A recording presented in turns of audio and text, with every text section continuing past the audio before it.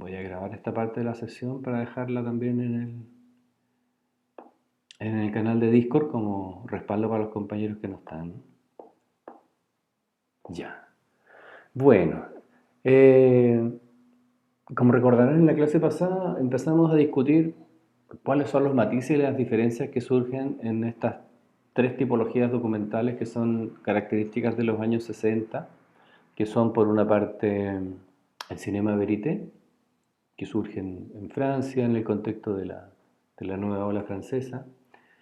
Ese movimiento llega a Estados Unidos y algunos cineastas lo adaptan, digamos, a la realidad norteamericana y de allí surge lo que se denomina el cine directo o direct cinema, que es una visión distinta del cinema verité, donde los realizadores toman una distancia respecto de los sujetos que hace que no tengan una intervención directa en las acciones, sino que se limiten más bien a observar con mucha cercanía y con mucha atención y a registrar los fenómenos que ocurren frente a la cámara sin sin una intervención directa, que es, bueno, la principal diferencia entre el cinema verité y el direct cinema es el grado de intervención de los realizadores en la escena, ¿no? En el caso del cinema verité tenemos una participación súper activa de los realizadores, no solamente interviniendo en la escena, sino muchas veces apareciendo en cámara, haciendo declaraciones directamente a cámara o interviniendo en las escenas, haciendo entrevistas. Es decir, es evidente que hay una participación muy activa de quien realiza la película en todo el proceso creativo, ¿no? Y muchas veces ese mismo proceso creativo va ocurriendo frente a la propia cámara, ¿no? De manera que son películas que muestran de alguna forma también su propio proceso de construcción. Cinema verité. En el caso del cine de observación, que es como una derivación del direct cinema, tenemos el extremo opuesto, ¿no? Donde los realizadores borran prácticamente cualquier huella de su intervención en la película, adoptando el punto de vista de una mosca en la pared, ¿no? La famosa expresión de fly on the wall. Ese intento de pasar inadvertido se transforma en registros que sugieren mucha transparencia, es decir, las personas se comportan tal y como si en la escena no hubiera una cámara, micrófono o luces. Por lo tanto son registros muy naturales y hasta cierto punto espontáneos de lo que pasaría en una situación si es que la cámara no hubiera estado presente, ¿no? Entonces esa ilusión de transparencia es lo más característico del cine observacional.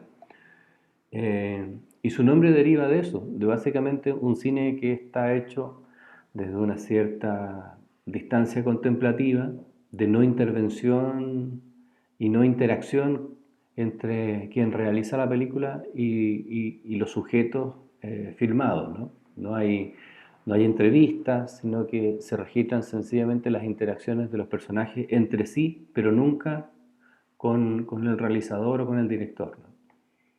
Entonces el efecto, digamos, de ese tipo de películas es asistir a un momento revelador y tener una experiencia muy similar a la que habría tenido cualquiera de nosotros si es que hubiera tenido la posibilidad de asistir al momento en que se registró ese determinado suceso o determinada escena.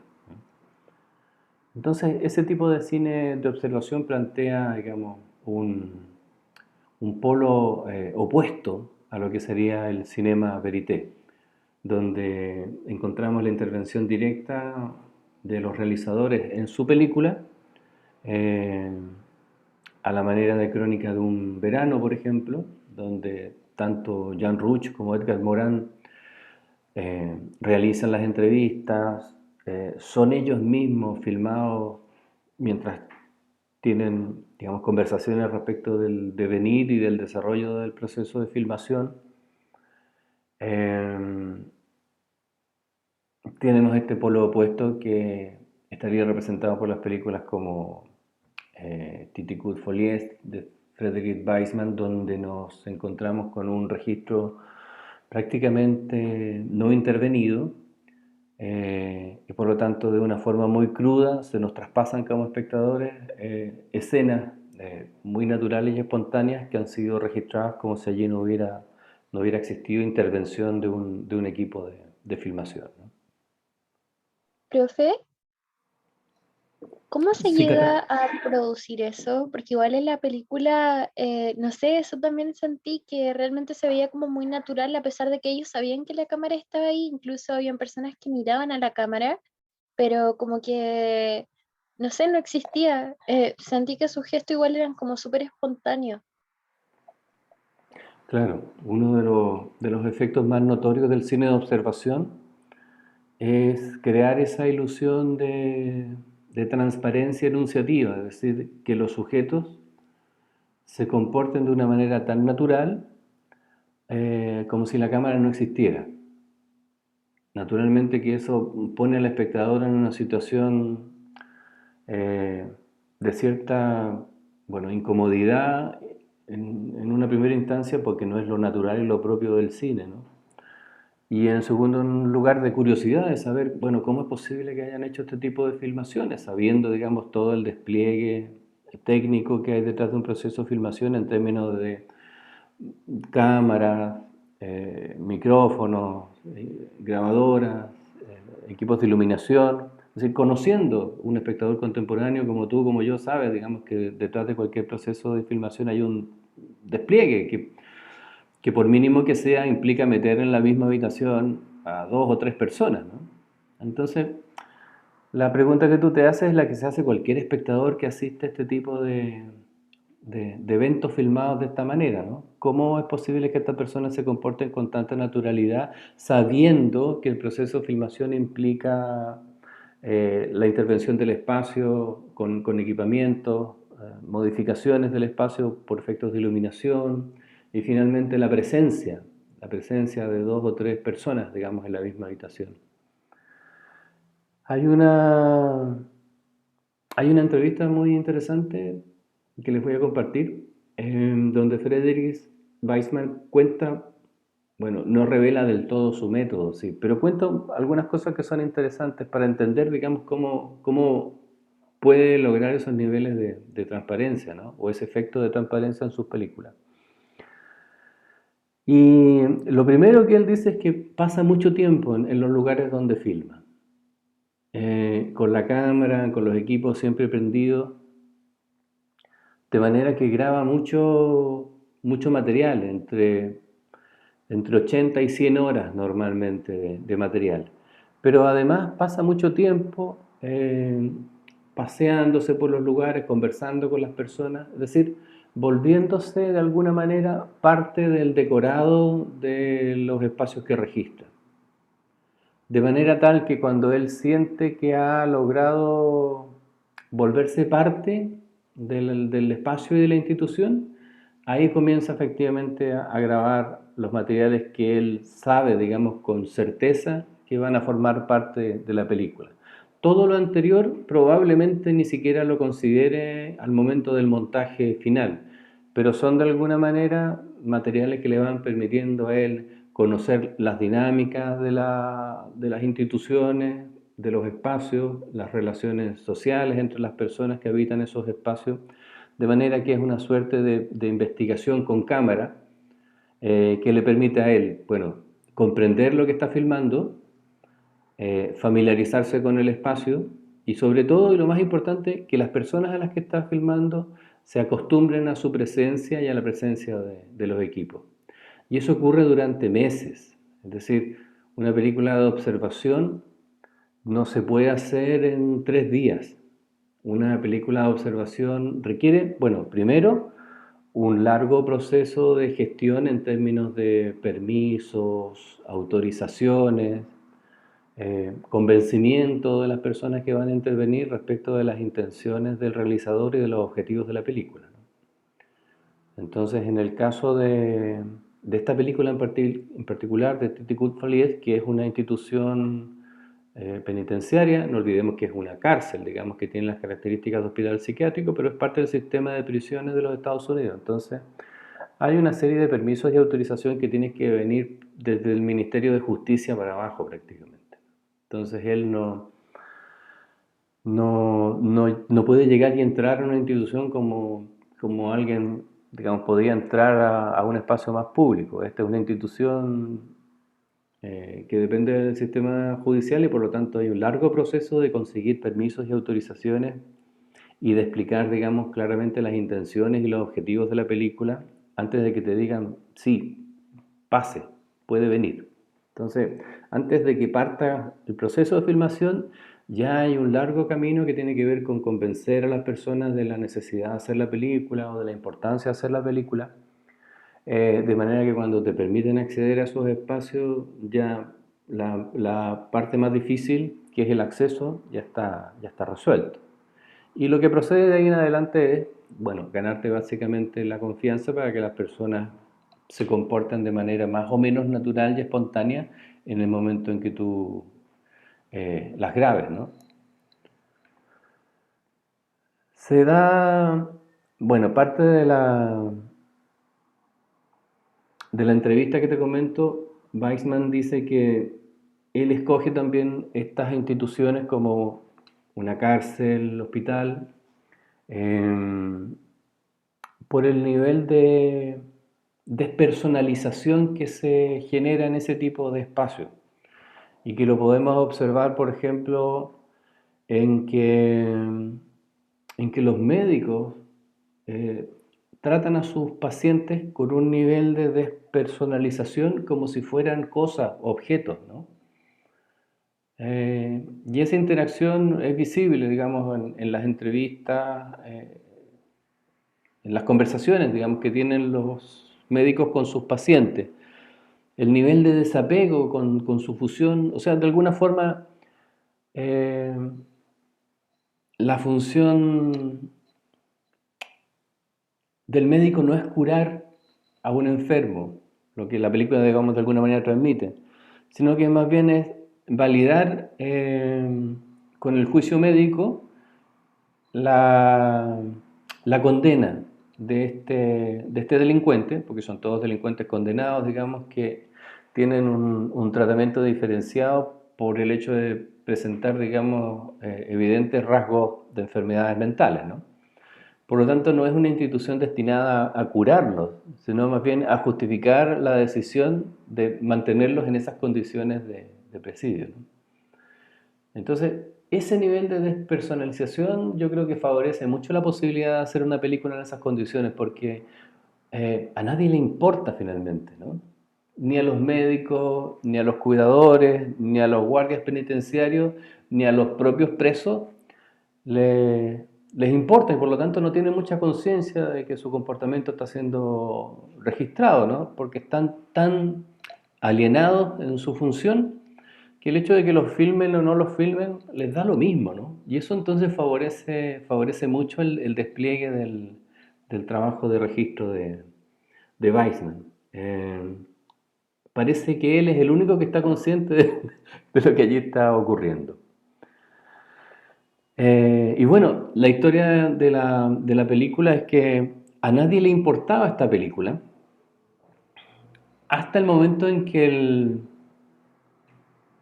no sé si es bueno, una de las personas responsables de esta institución y que autoriza, en parte responsable de la autorización para que se haga la película, en algún momento decide convertirse en candidato a algún cargo de representación popular.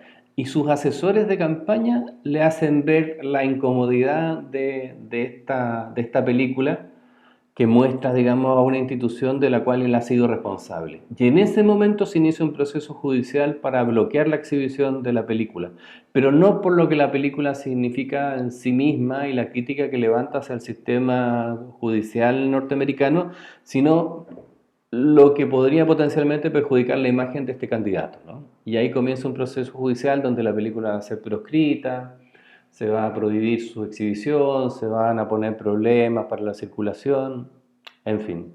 Bueno, todo un periplo judicial que a veces los documentalistas tienen que padecer para poder llevar adelante sus propuestas, ¿no? Entonces, como suele ocurrir generalmente con este tipo de procedimientos judiciales, la película se volvió más famosa probablemente que si no hubiera existido esa controversia judicial, ¿no? Y allí donde una película se prohíbe, pues inmediatamente todo el mundo quiere verla, ¿no? Y se transformó entonces en un éxito probable mucho más allá de las intenciones del propio realizador al revelar, digamos, este intento de ocultamiento eh, de la forma de operar de una institución judicial. Y la consecuencia de eso fue que la película se transformó en un éxito y la crítica social que levantó obligó naturalmente también a modificar eh, la forma de operación de estos espacios, que este no es el único, por cierto, que existían muchos porque formaban parte del sistema penitenciario de los Estados Unidos con este tipo de instituciones penitenciarias psiquiátricas. Y eso llevó, bueno, a una transformación profunda del sistema y también a una revisión de los protocolos y del tipo de trato que recibían estas personas, porque, bueno, está a la vista que bordean los derechos humanos, ¿no? Y no por el hecho de ser delincuentes que están cumpliendo una condena van a estar, digamos, sometidos a otro tipo de apremios,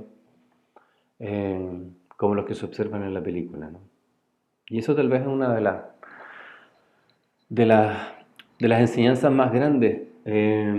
Cuando hagas una película, tienes que estar lo suficiente convencido de lo que estás haciendo, porque las consecuencias de lo que estás haciendo pueden ser en ese mismo momento para ti insospechadas. Nunca sabes si tu película se va a convertir, digamos, en un objeto de obsesión de alguna institución o de algún político de turno. Nunca sabes si te vas a ver involucrado en procesos judiciales, por lo tanto siempre hay que actuar, digamos, con mucha cautela y imaginando siempre, digamos, lo peor.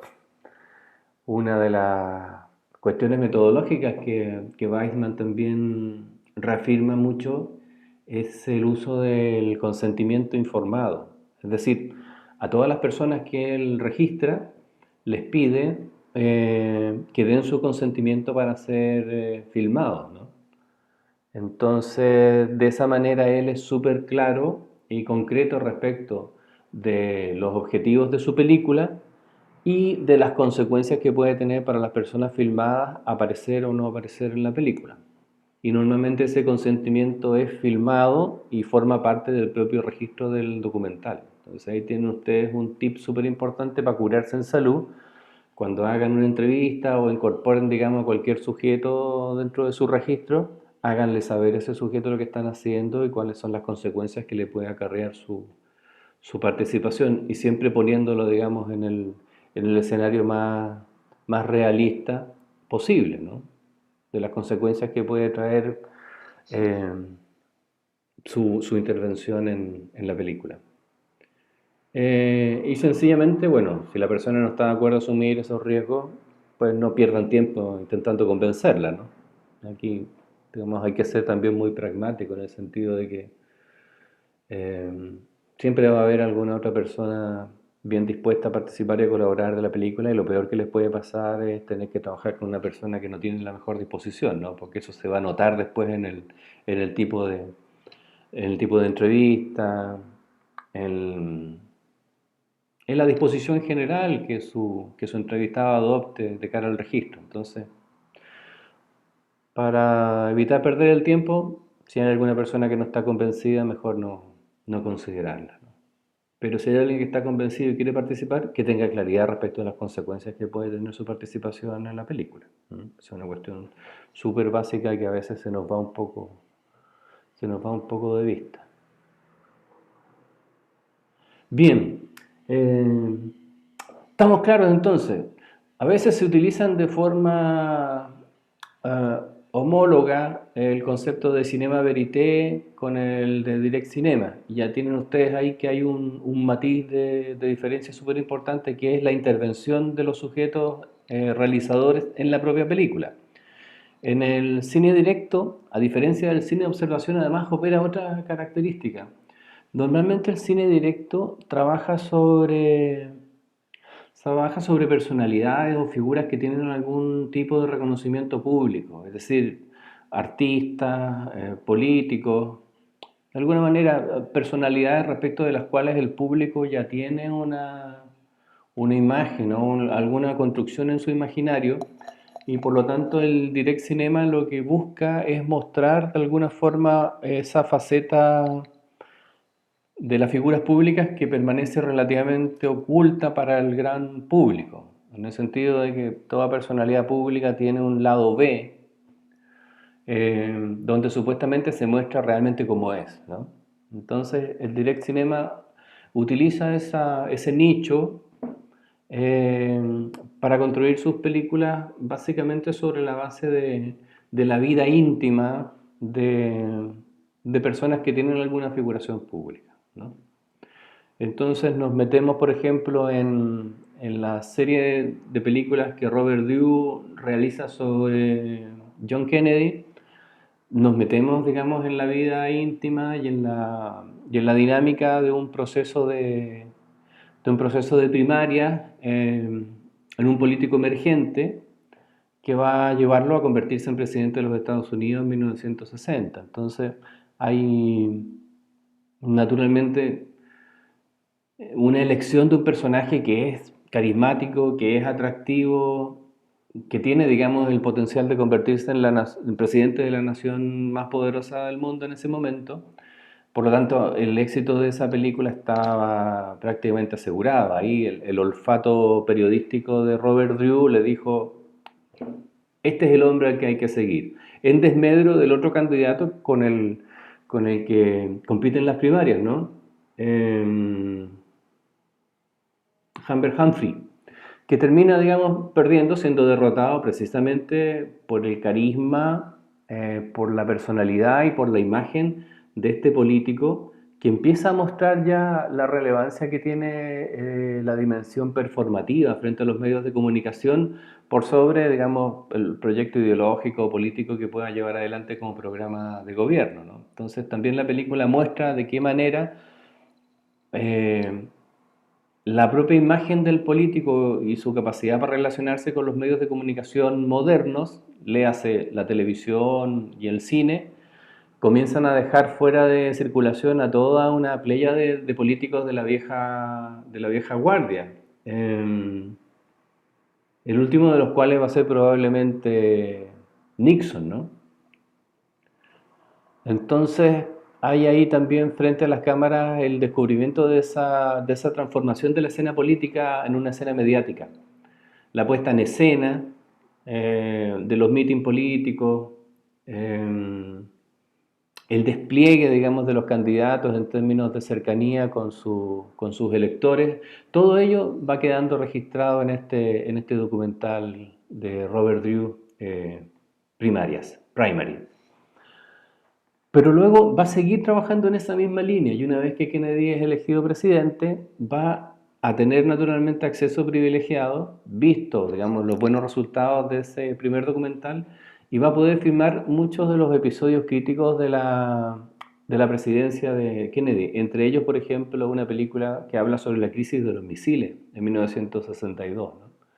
Y que se llama precisamente Crisis, donde muestra todo el despliegue, digamos, político, de diplomacia, que tuvo que llevar adelante la administración de Kennedy para evitar, digamos, la confrontación eh, y una posible guerra nuclear entre las dos potencias en ese momento, ¿no? Entonces, detrás del direct cinema está, digamos, el dispositivo del documental puesto al servicio de mostrar, digamos, los entresijos, los entresijos del poder, la cara B o la cara oculta de la figura mediática. Es decir, todo aquello que en el imaginario del público se agrupa en torno a la pregunta: ¿cómo son estas personalidades en su vida cotidiana y en su vida íntima? ¿Son coherentes? Es decir, la faceta que muestran de cara a los medios y de cara al público es la misma que tienen en su vida cotidiana, al interior de su familia. ¿Cómo es, digamos, la vida de estas personas? ¿Son tan comunes y corrientes como nosotros o realmente son personas extraordinarias, tal cual como se nos vende a través de las pantallas del cine y la televisión, ¿no? Entonces, la respuesta a esa pregunta viene a ser el desarrollo de este tipo de estrategia documental. Como ven ustedes, del direct cinema al cine observacional hay un matiz en el tema más que en el tratamiento. Básicamente el cine observacional se dedica al análisis de las instituciones y su efecto en la sociedad, ¿no? Por lo tanto, los documentales de observación se construyen básicamente sobre la observación sociológica, eh, en términos generales, de las instituciones más que de las personas, ¿no? Entendiendo esto como el, el mandato de John Grierson, que llamaba a hacer documentales sobre temáticas sociales, ¿no? Que mostraran de alguna forma o que hicieran evidente eh, las formas en que nuestras propias instituciones terminan modelando nuestra sociedad, ¿no? Entonces ese mandato social es el que prevalece de alguna forma sobre el cine observacional, mientras que el mandato de lo mediático masivo y de lo popular en el sentido masivo es el mandato que va a seguir probablemente el direct cinema. Entonces hay ahí una diferencia que opera más bien en el nivel de la selección de los temas que son permitidos o legítimos para una práctica documental, más que los dispositivos y las mecánicas de trabajo. Eh, del direct cinema va a derivar, por ejemplo, el docu-reality, esta, esta fórmula que de alguna manera nos introduce en este género del reality show, ¿no? Donde encontramos la misma propuesta de poder acceder a la vida íntima de las personas en una mezcla entre observación e intervención, ¿no?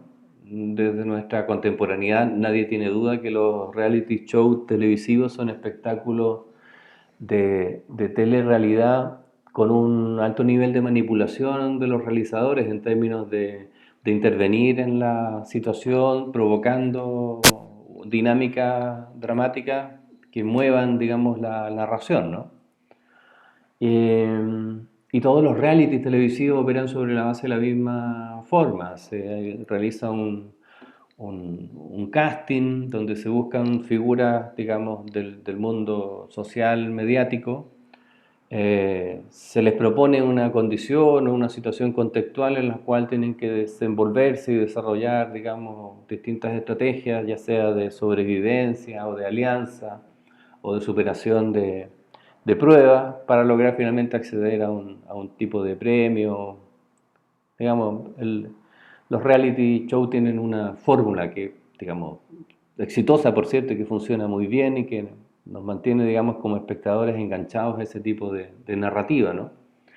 Pero detrás de eso está, digamos, las estrategias del cine de observación, pero también la manipulación de los eventos en el sentido del cinema verité para provocar allí situaciones que son reveladoras de una verdad que de otra forma probablemente no surgiría o costaría mucho que surgiera, ¿no? Entonces es una criatura híbrida también entre realidad y ficción en el sentido de que registra efectivamente lo que ocurre, pero en el contexto de situaciones que han sido guionizadas o planificadas previamente por los realizadores, ¿no? Entonces hay una situación ahí de hibridez entre realidad y ficción que no es propia de la naturaleza del documental. El primer reality, ¿se acuerdan que nombrábamos ahí en la historia de la televisión? Es una familia americana, ¿no? Es un reality que muestra la vida de una familia media norteamericana, los Loud, eh, una familia promedio, en un momento de crisis, como muchas familias norteamericanas, y que muestra de alguna forma la decadencia de, un modelo de familia y en definitiva también de sociedad, ¿no? Entonces resultó muy polémica en el sentido de mostrar con un nivel de cercanía lo que probablemente en millones de hogares de Estados Unidos estaba ocurriendo en ese momento. Una familia en un proceso de descomposición, de separación, un hijo gay, en un momento en que las figuras gay no tenían ninguna participación en la imagen, en la televisión y en el cine norteamericano, poner, digamos, un personaje protagónico a mostrar esa forma de vida también era toda una revelación, ¿no? Que generó un tremendo impacto. Y todo esto, bueno, puesto en una serie de 12 capítulos, donde en cada uno de ellos íbamos asistiendo a esta suerte de declive o deterioro de esta familia, ¿no? Que termina finalmente en el divorcio, con lo cual gran parte de la audiencia se comienza a preguntar si la destrucción de esa familia no fue precisamente provocada o consecuencia del proceso de filmación en que se vieron involucrados, ¿no? Ese primer reality televisivo fue emitido por la PBS, que es el canal público de la televisión norteamericana. Lo que da cuenta también de que ningún canal, digamos, comercial norteamericano estuvo dispuesto a correr ese riesgo, ¿no? De poner en pantalla una serie, un reality que tenía, digamos, ese nivel de contenido y que iba a provocar seguramente una polémica importante. Entonces ahí la importancia que tiene la televisión pública como una suerte de espacio de regulación y de expansión también de las temáticas, y donde el documental es, bueno, fundamental, ¿no? Entonces uno echa de menos, digamos, esos espacios en sistemas televisivos como el chileno, que están entregados completamente a criterios comerciales, es decir, la posibilidad de tener una serie documental que sea transformadora, transgresora, experimental en contextos televisivos como el nuestro son imposibles. Ningún canal está dispuesto a correr riesgos, van sobre lo seguro, y eso explica un poco la poca varianza de formatos y de propuestas audiovisuales que tiene nuestro sistema televisivo. En la mayor parte de las sociedades democráticas modernas existen mecanismos para poder lidiar con esa tendencia de los medios de comunicación tradicionales comerciales, ¿no? Y se hace normalmente con un sistema televisivo estatal que permite producir este tipo de iniciativas porque cuenta con un financiamiento que viene directamente del Estado y que hace que no sea necesario que ese canal de televisión tenga que ir a competir por publicidad y por lo tanto entrar en el juego de, de las empresas televisivas privadas, ¿no? Que buscan básicamente el lucro como cualquier otra empresa y por lo tanto son muy reacias a la innovación y a la búsqueda de cuestiones que puedan resultar polémicas o problemáticas, eh, y que no piensan, digamos, tampoco en las necesidades de la sociedad de mirarse de manera crítica, sino más bien en vender más publicidad. Entonces, allí donde existen canales públicos de televisión, existe de alguna forma, una manera de equilibrar, digamos, esas relaciones. Tienes tú canales privados que hacen sus cosas de negocio, pero tienes una televisión pública fuerte y financiada por el Estado que no tiene que estar mirando al mercado para poder introducir en sus pantallas formatos innovadores, programas controversiales, es decir, producir de alguna manera el necesario movimiento eh, de progreso que tiene que haber en un sistema de comunicación audiovisual equilibrado, ¿no? Y eso desgraciadamente en Chile no ocurre porque todos los canales, incluso el canal supuestamente estatal que es TVN, tiene que salir a buscar sus recursos directamente al mercado y competir por lo tanto con estaciones privadas que están mucho más preparadas para hacer bien eso. Así que ahí también una explicación de por qué nuestro sistema televisivo es tan mediocre, ¿no? No existe ninguna capacidad de innovación ni de introducción, digamos, de otros elementos que no sean estrictamente los criterios comerciales. Pues bueno, en Estados Unidos se da, en Europa se da, allí donde hay un sistema televisivo eh, público, hay espacios para la financiación de la producción de documentales y proyectos, digamos, relacionados con el ámbito de la comunicación social, que no tengan que rendir culto solamente a los criterios de calidad comercial, ¿no? Tienen, en el caso de España, tienen la televisión española, que tiene dos señales. En el caso alemán tienen la Deutsche Welle, en el caso italiano tienen la RAI, en el caso inglés tienes la BBC, en fin, todos los estados democráticos y liberales tienen una red de televisión pública financiada con recursos directos del Estado que opera como una suerte de paliativo a todos, digamos, los excesos que pueda cometer el sistema televisivo comercial, ¿no? Así que eso es interesante. A propósito de la discusión de la nueva constitución, la televisión pública de calidad debería ser uno de los pilares transformadores de nuestro espacio comunicacional. Así que escríbanle a sus constituyentes y pídanle televisión pública y de calidad. Esa es una demanda que tiene que estar ahí dentro del gran capítulo del derecho a la información de calidad. Bueno, ¿qué más podemos comentar de las películas como para ir cerrando?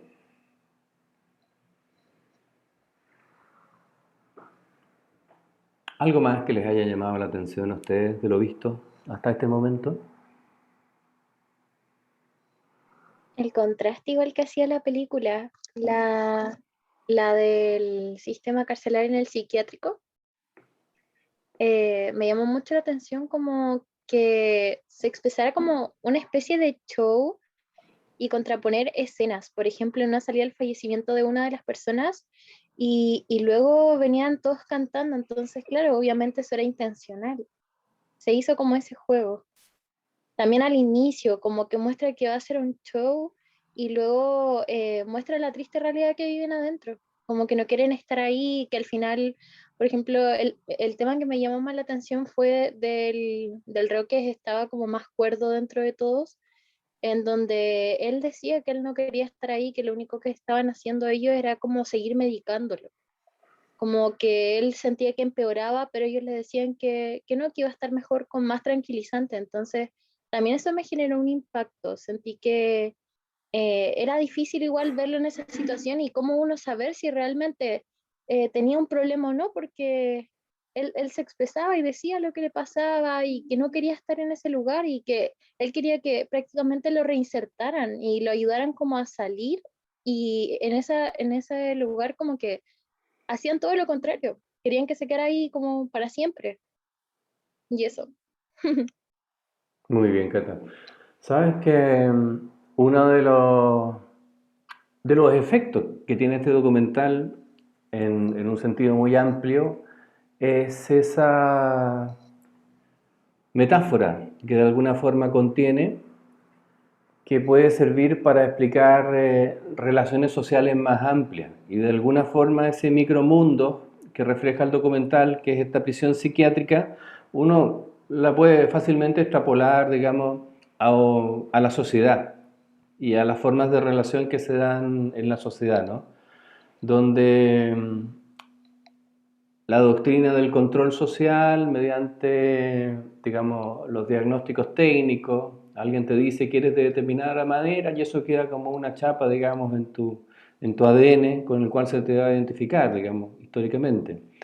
El control, digamos, de la población mediante la medicación u otro tipo de mecanismos de adormecimiento, como pueden ser, por ejemplo, los medios de comunicación social y sus contenidos de evasión o de entretenimiento. Es decir, fácilmente uno puede hacer esa extrapolación, ¿no? Y de ahí lo interesante del documental como género en general y en particular de esta película es esa capacidad que tiene de hacernos pensar a partir de un caso particular, que es este micromundo, esta microsociedad, de este hospital psiquiátrico carcelario, uno puede extraer, digamos, algunas conclusiones que pueden ser aplicables al contexto de la sociedad en su conjunto y darte cuenta, digamos, de todos los mecanismos de control que operan sobre la base de las relaciones sociales en este mundo contemporáneo, ¿no? Y uno de los fenómenos más interesantes tal vez sea ese, el de la despersonalización, ¿no? La razón técnica que subyace en muchas decisiones de las políticas públicas. La despersonalización entendida también como la identificación del sujeto humano ya no como una persona, sino como un número, como un indicador, ¿no? Nuestra contemporaneidad, por ejemplo, en el discurso de la pandemia, la cifra de muertos se ha transformado en una estadística tan fría que hasta en el discurso, digamos, diario se nos presenta con una introducción que dice Y a continuación, la doctora Daza va a dar cuenta del número de contagios y de fallecidos, así como si estuviera dando los datos del clima o los resultados del fútbol, ¿no? Entonces, esos procesos de despersonalización son súper visibles en este documental y uno rápidamente puede hacer el link y extrapolarlo a otras formas de relaciones sociales que son características de nuestras sociedades contemporáneas, donde las enfermedades mentales, por lo demás, son uno de los temas cruciales y menos discutidos, ¿no?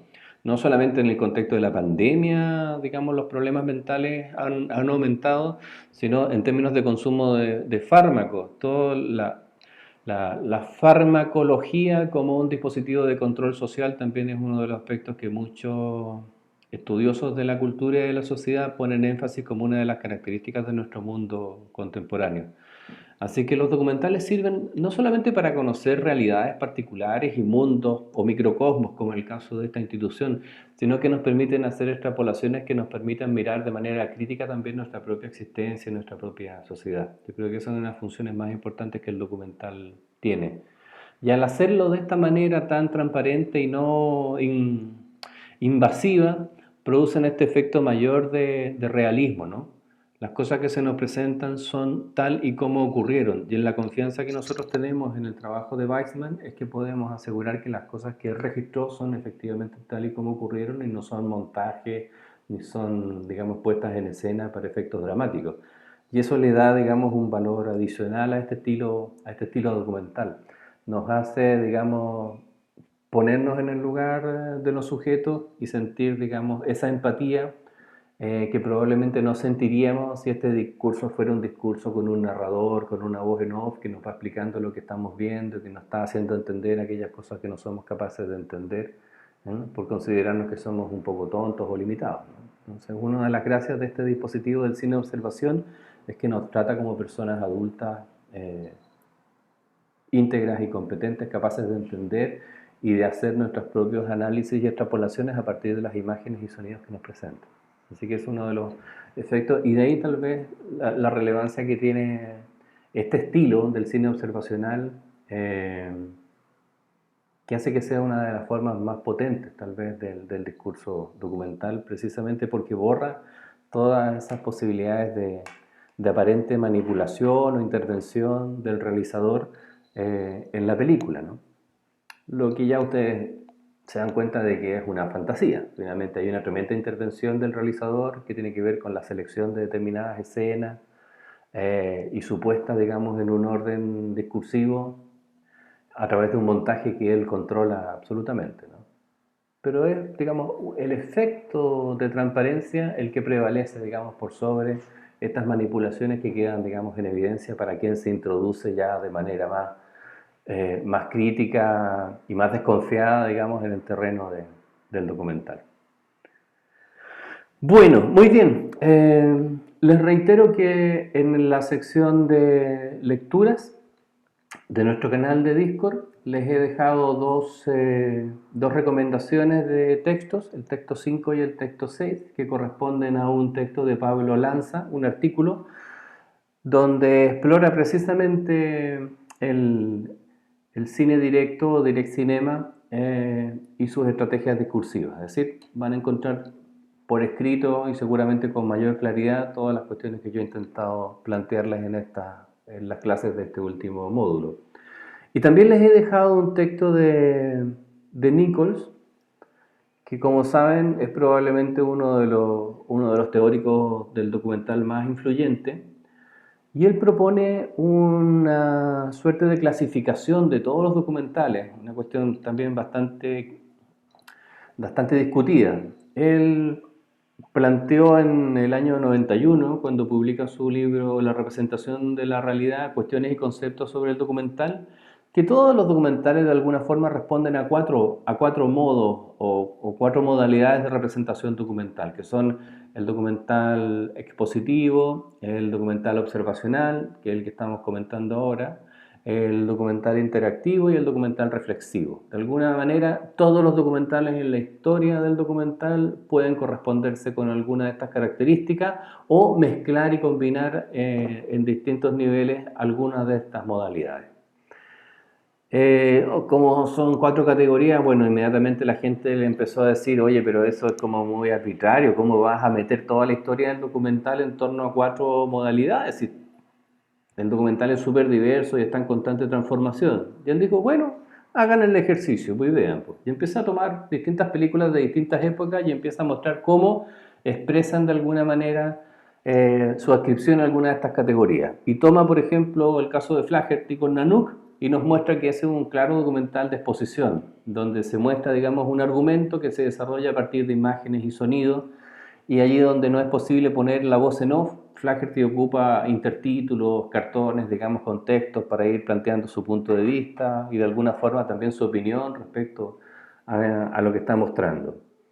Eh, Esa misma película expositiva es la que encontramos en el documental clásico de televisión, donde un narrador en off nos va diciendo lo que tenemos que entender y comprender de las imágenes y sonidos que nos van mostrando. Básicamente es la forma más extendida probablemente del documental, o la forma más extendida con que el público asocia un documental, un conjunto de imágenes de la realidad con una voz en off que la va explicando. ¿No? Y vale, sí, pues funciona. Si uno lo mira, digamos, sin ponerse quisquilloso, la mayor parte de los documentales cumplen con esa característica. El caso del documental de observación, lo que hemos comentado, los documentales de Weizmann, de los hermanos Meisler, responden a esa fórmula de la mosca en la pared, donde la no intervención del realizador en la escena es lo más característico.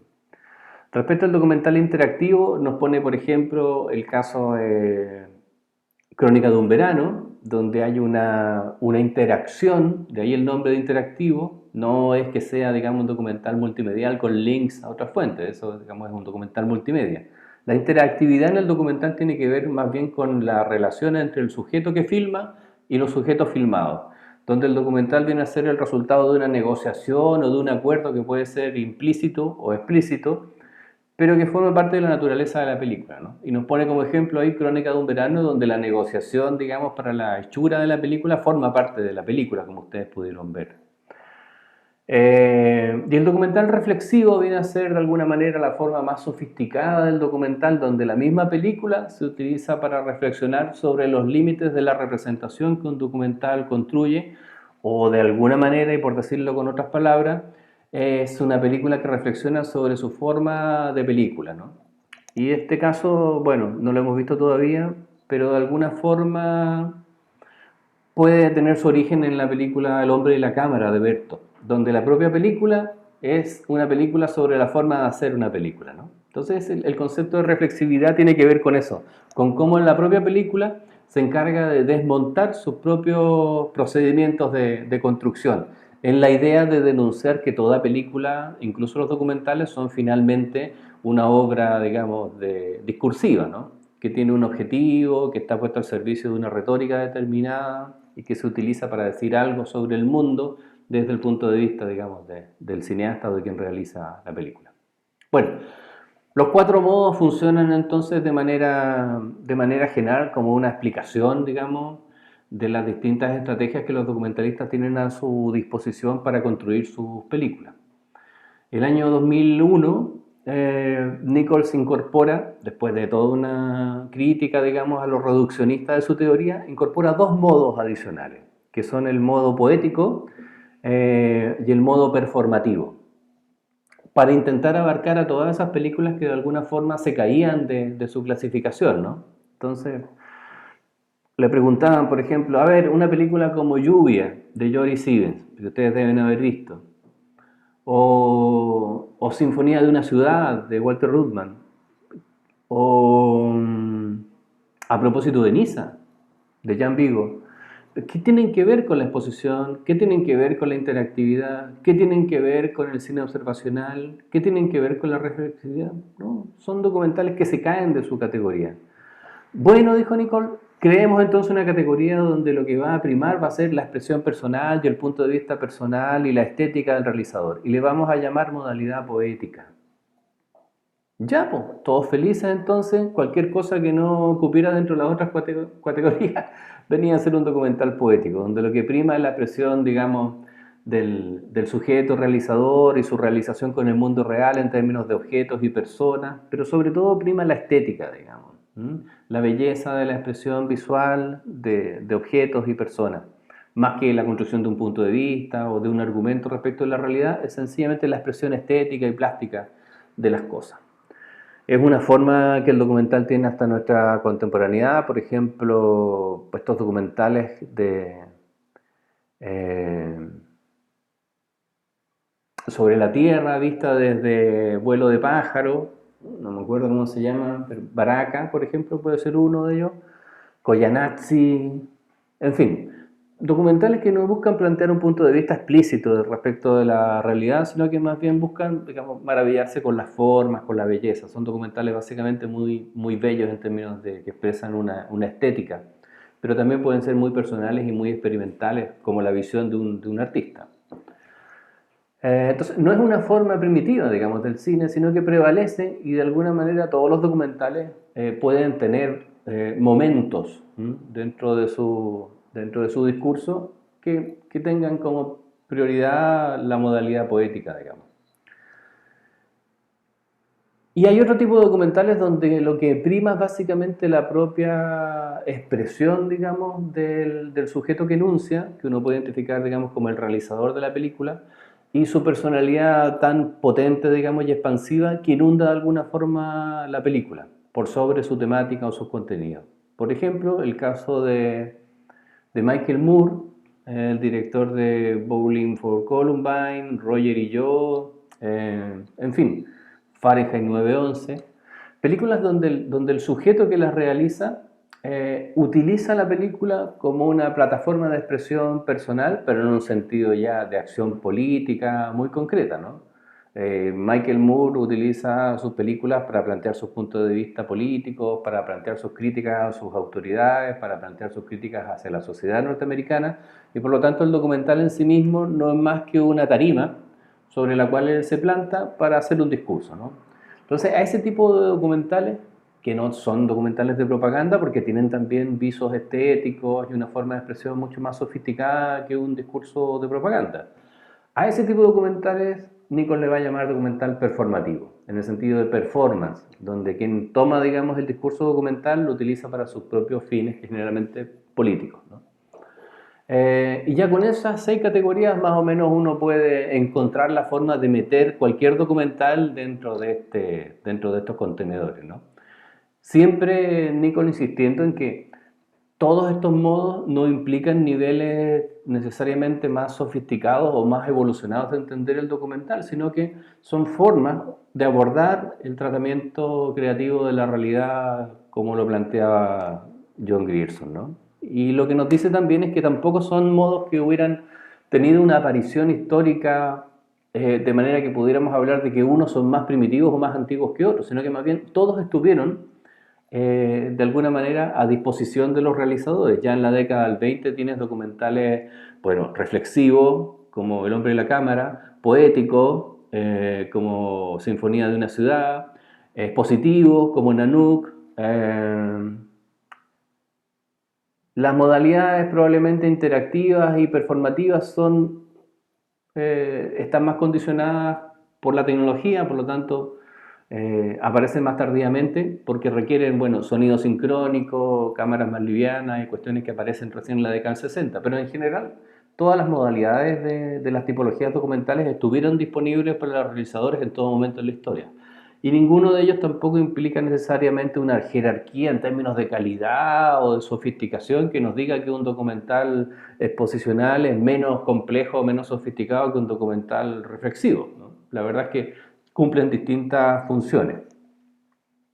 Entonces, es una taxonomía que, tomándola así, en general funciona y que nos permite, perdón, en términos generales, entrar a la historia del cine documental con unos anteojos que nos permiten ser bastante certeros al momento de escribir un documental a una determinada categoría y por lo tanto poder evaluar esa obra en función de las estrategias y de la evidencia que los realizadores utilizan para construir sus películas, ¿no? Que es lo más interesante. Y comunicar también a la comunidad de practicantes del género documental y de realizadores las características esenciales de esta modalidad de realización documental, lo que permite frente a determinados temas adoptar también determinadas estrategias de producción, porque finalmente estas modalidades devienen en ciertos estilos. Las películas que utilizan la modalidad performativa tienen ciertas características, las películas que utilizan la modalidad expositiva tienen otras características, ¿no? Entonces, facilita desde el punto de vista también del aprendizaje de la práctica de la realización documental adquirir ciertos rasgos estilísticos con los cuales podemos trabajar para el abordaje de la realidad con una determinada modalidad que tiene también un determinado efecto en la audiencia. Eso.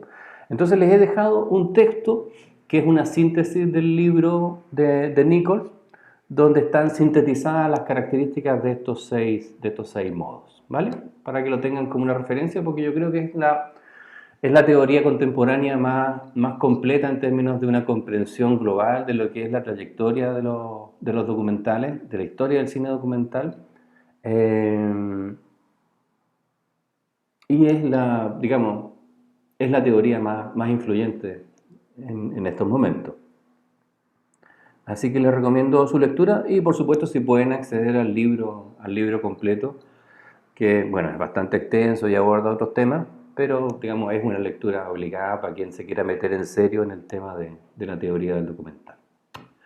Vale, acuérdense que la próxima semana, el día martes, me tienen que enviar sus trabajos correspondientes a esta unidad, ¿de acuerdo? No sé si por calendario ustedes lo tienen claro. ¿Tenemos receso en algún momento o con las paralizaciones se ha modificado ese calendario? Porque de acuerdo al calendario inicial, la semana del 14 al 18 deberíamos tener receso. No sé si a nivel de centro de alumnos han discutido eso.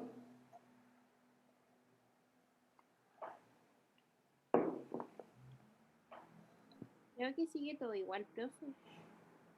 Vale, fantástico. Entonces, la próxima clase alcanzaríamos a dejar, digamos, iniciada la unidad 3 y la retomaríamos después del receso con la clase del 23 y del 30 que serían, de acuerdo al calendario inicial y de no haber modificaciones, las últimas del ciclo. ¿De acuerdo? Así que, por favor, el próximo martes 8 es el plazo de entrega del trabajo correspondiente a esta segunda unidad de los años 60, que tiene, digamos, las mismas características del primer ejercicio, básicamente una reflexión respecto, o centrada, digamos, en las características de los documentales de este periodo, a partir de las películas que han visto y de las lecturas que les he recomendado. ¿De acuerdo? Bueno, eso es lo que yo tenía para compartir con ustedes. Gracias por la compañía, por la asistencia y nos vemos entonces el próximo miércoles. Cualquier duda con el trabajo, por favor, háganmela llegar a mi correo. Las clases anteriores, para que le digan a los compañeros, están disponibles también en el canal de clases grabadas en Discord. Así que ahí pueden encontrar la clase anterior donde mostramos una diapositiva más extensa explicando las diferencias entre las distintas tipologías documentales de este periodo. ¿Vale? Así que a modo de recordatorio, ahí están las sesiones grabadas y esta que hemos hecho hoy día también la vamos a incorporar ahí. Así que eso era lo que tenía para compartir hoy día. Gracias, profe. Gracias, profe. Bueno,